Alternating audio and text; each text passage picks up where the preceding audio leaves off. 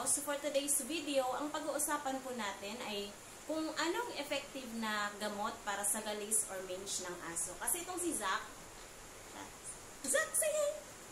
Zack! Kasi si Zack nagkaroon po siya ng tinatawag na demodectic mange. Yung demodectic mange, yun po ay, according sa nabasa ko sa Google, namamana po siya sa magulang. So, lumalabas lang po siya kapag mahina po yung immune system ng aso. Ito kasing si Zack, pinalitan ko ng mumurahing dog food yung pagkain niya. So, yun na nga, pinalitan ko po ng mumurahing dog food yung pagkain ni Zack. So, ayun, humina yung immune system niya. Nagkaroon siya ng mga pula-pula dito sa paa niya. Dito, nagkaroon siya ng pula-pula. Tapos, bumili lang po ako sa Shopee yung Madrid de Cacao na ointment tsaka sabon. So, ayun, lalong lumala yung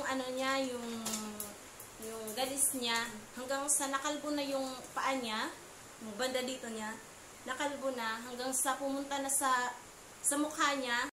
Hanggang sa pumunta na sa mukha niya, sa may bandang ilong, nakalbo na ng konti. Tapos yun, pahid lang ako ng pahid ng ointment na Madrid de Cacao. So, napansin ko, lalong lumalala yung mange niya.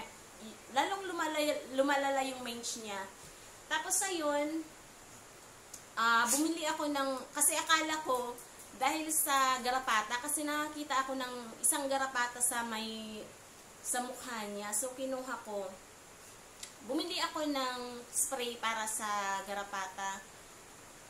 May namatay naman, may nakita naman akong garapata, mga 5 garapata siguro. Pero hindi pala yun yung reason kung bakit siya nagkaroon ng mange.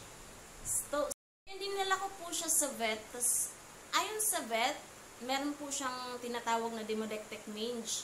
So, ayun, naristahan po siya ng sabon na Lori, tsaka shampoo. Yung shampoo, pinapaliguan ko po siya every other day dahil may mange nga po siya. Pero pag regular na ligo lang niya, every 2 weeks ako nagpapaligo kay Zack.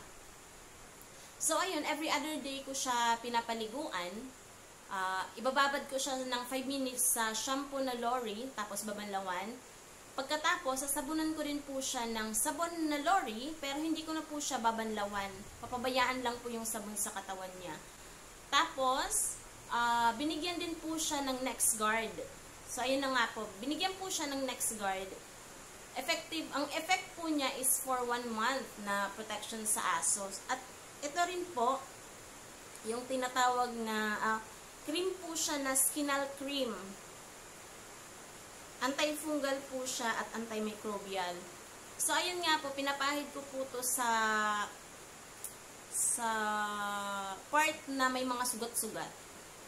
At ayun po, after 2 weeks, after 2 weeks, bumabalik na po yung balahibo niya pa konti-konti. Nawala na po yung mga sugat-sugat niya sa mukha at sa paa. Tapos, ayun, bumalik na po yung sigla, bumalik na po yung dating balahibo ni Zack. After 1 month ng gamutan, binalik ko po siya sa vet, tapos pinainom po siya ng NexGard ulit, tapos okay na po si Zack. Nakakapaglaro na po at ang kulit-kulit na naman. Disclaimer lang guys, hindi po ako expert sa pag-aalaga ng aso. Base lamang po ito sa aking experience kay Zack. Maraming salamat po sa panonood ng aking videos. Sana nakatulong po ito sa kapwa ko pet owners na namumroblema sa galis ng aso. Maraming salamat po at don't forget to like, share, and subscribe kung bago ka pa lang po sa aking channel. Maraming salamat!